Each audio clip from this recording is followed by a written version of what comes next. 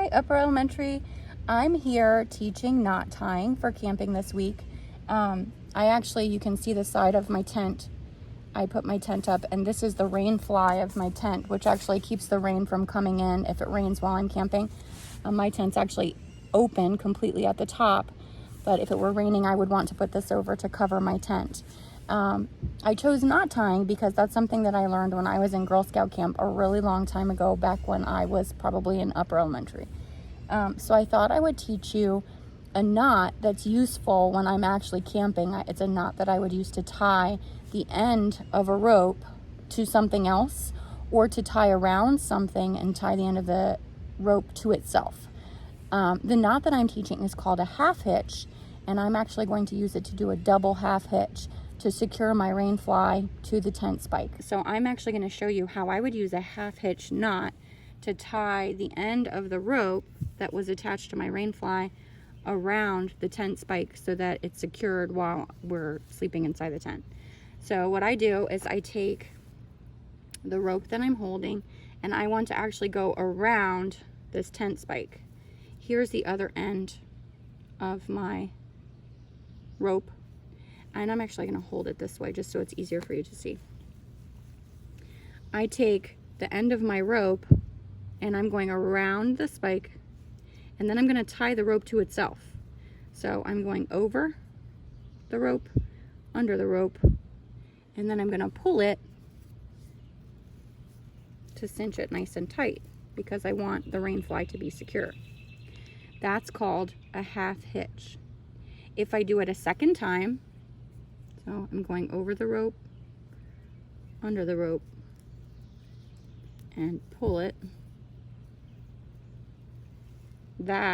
this knot is called a double half hitch. It's really super simple, and it's pretty secure. It's also easy for me to remove it later. So if this was like really tight in the ground and I was having trouble getting the rope off, if I slide it off the end, it's easy for me to bring it loose. So it's tight enough to secure my rain fly temporarily. It's a really handy knot. If you are boating, you can actually use a half hitch to secure to something so that your boat doesn't drift away. But it's easy to untie so that you can pack things up later on. So now that you know how the half hitch works, I'm going to show it to you the other way around, and how you can use a half hitch to create a bracelet. So the first thing that I'm going to do is I have some strands of yarn. Honestly, you could use anything like cord. You could do it with rope and you would get a really thick bracelet, but I have a bunch of strands of yarn. I made 3 white strands to tie around, so they're going to be in the center of my bracelet, and then I have one that's red and one that's turquoise. That's going to create the pattern. I'm going to gather them all together at the end so that they're equal length, and then once I have them all together, I'm going to tie them in an overhand knot.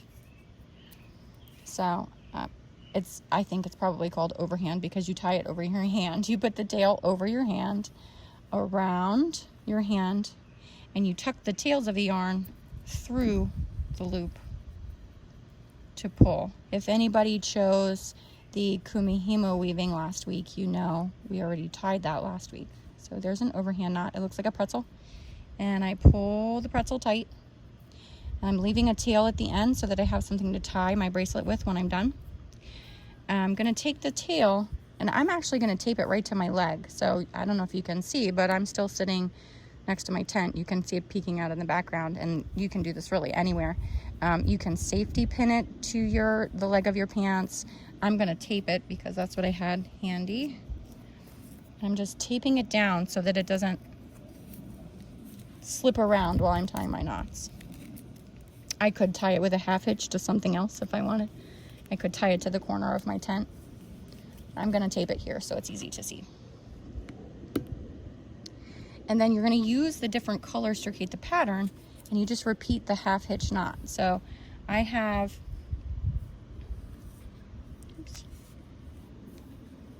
my white strands are going to stay in the center, and I'm going to alternate between tying a half hitch with red and tying a half hitch with turquoise. So I'm going to go, I have the tail of my yarn, I'm going over the white ones, tucking it under pulling the tail up through the loop so that the tail comes out. And then you slide the half hitch knot up to the top. Now I'm going to do the same thing but with the blue. So I get an alternating pattern. So same thing. My tape doesn't want to stick.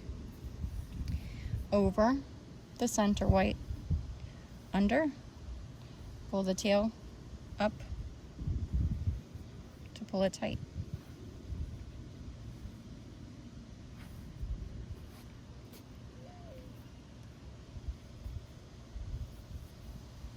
And I'm just going to keep repeating that. Over, under, pull it tight. Over, under, pull it tight.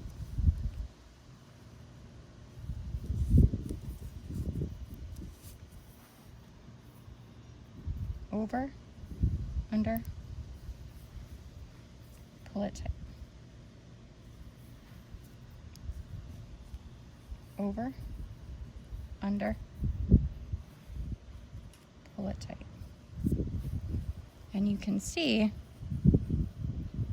each half hitch that I tie, let me zoom in so you can see it. Every half hitch that I tie is creating an alternating pattern. So I did a red and then I did blue, red, then blue, red, then blue. I have an alternating repeating pattern, and it's just, I'm just repeating the same simple knot over and over for whatever length I want, or until I run out. So eventually I'll run out of red and blue and I'll just tie a tail at the end. And then that's what creates the design of your bracelet in the center. Another option is to just always keep tying with whatever color you want to be appearing in the design. So if I continue tying red, red, red, red, red in a row, I will have a stretch of red bracelet. Or if I continue tying blue, blue, blue, blue, blue in a row, I would have a stretch of turquoise. So it's up to you what pattern you use. So that's it, one knot to create a friendship bracelet. I hope you have fun. I'm gonna miss you guys so much this summer, and I can't wait to see you when we finally come back in the fall. Bye.